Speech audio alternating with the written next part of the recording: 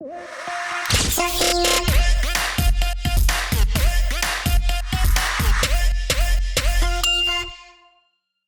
up, guys? It's your girl Sophina, back here again. Welcome back to my channel. Okay, so today's video is you know you're a gymnast when ... these things happen. So sometimes with these things, sometimes people think I'm a dancer versus a gymnast, but I am actually both, so it's cool for me. So it's a 50-50. If you're just a gymnast, you know, some people might think you're a dancer. You've probably gotten this all the time. But these are like gymnast things that you kind of can spot out. Okay, so let's get into it. The first thing is how we stand. This one most commonly gets confused with dancers because a lot of times, at least me specifically, my legs, knees are like hyperextended, so people laugh at how I stand, and I don't even notice myself, but a lot of times us gymnasts and dancers have over hyperextended knees. So how we stand with that, and then also I do this, I stand with my toes pointed under, and every single time like a random person will be like, oh, are you a gymnast? Oh, are you a dancer? So that's one way how you know someone is a gymnast. The next way is automatic toe point. All the time. Every time I'm sitting down, whatever I'm doing, if I'm sitting down and I can actually point my toes, I am pointing my toes. On accident, it's not on purpose. And every time I go like a movie night with like a friend or something like that, or I'm just sitting chit-chatting, I'm always pointing my toes, even in shoes sometimes, but you can really see it when I'm barefoot, obviously. Someone's like, oh my gosh, look at you, you're just pointing your toes automatically, you're not even trying. I'm like, oh gosh, I know, my bad. So automatic toe point. Okay, so a lot of these things are like feet related, which kind of seems weird, but it's not. A lot of times, I used to do this way more back in the day, I don't do it as much, but pick up things with our feet.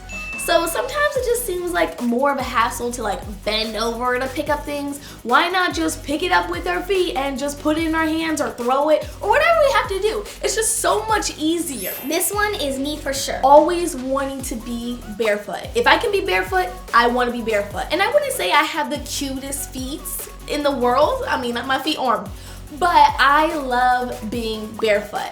I'm usually always cold, so I like to like have socks on. Not when I sleep though, that is the worst. But I like having socks on because like I'm always freezing. But other than that, if I could be barefoot, I'll be barefoot. If there's another alternative, like I have to walk outside, then I would rather have sandals, which is the next closest thing to being barefoot. I would not like to have any type of tennis shoes or any of that on because it just feels like it's like suffocating my foot, and I'm not about it. Unless I'm working out or it's a necessity, I am going to be barefoot or have sandals on. The next one, we are typically always the shortest amongst our friends. Obviously, if you have other short friends that are gymnasts too, it makes sense you might not be the shortest. But for me, I find this one different just because a lot of times people think I'm really tall if they don't know me physically in person, which is cool. I mean, I guess I show like tall features in my pictures, which I'll take that as a compliment.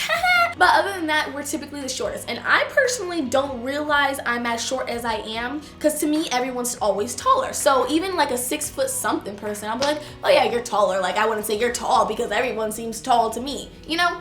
To me, that's what makes sense. But also I will say, even sometimes people in person were like, oh, you're tall for a gymnast. No, I'm not. Clearly you don't know that many gymnasts because 5'1" is definitely not tall for a gymnast. I'm average height for a gymnast. I'm not short for a gymnast and I'm not tall for a gymnast. I would say I'm average height.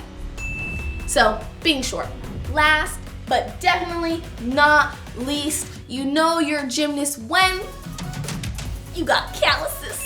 Calluses on your hands or rips and stuff, on your feet. Oh my gosh. I know whenever I went and got pedicures, because I love getting pedicures before a competition, they're like, oh, do you want callus remover? I'm like, no, I need those. I really need those. Now that I'm retired, oh, by all means, bring on the callus remover. But yeah, my feet are okay. They're not super janky. I would show you my callous hands, but they are no longer that calloused. All right, guys, that is the end of this video. I hope you enjoyed it. A while ago, actually like pretty much a year ago, I did a video on weird things gymnasts do. So it's kind of similar to that video, but please comment below other things that correlate with how you know someone's a gymnast. I'm intrigued. I'm pretty sure there's way more, but those are the only ones I could think of at the moment. Obviously, it's like, you know, weird sitting positions and cracking bones and stuff like that. But I did that one previously, so I didn't want to repeat.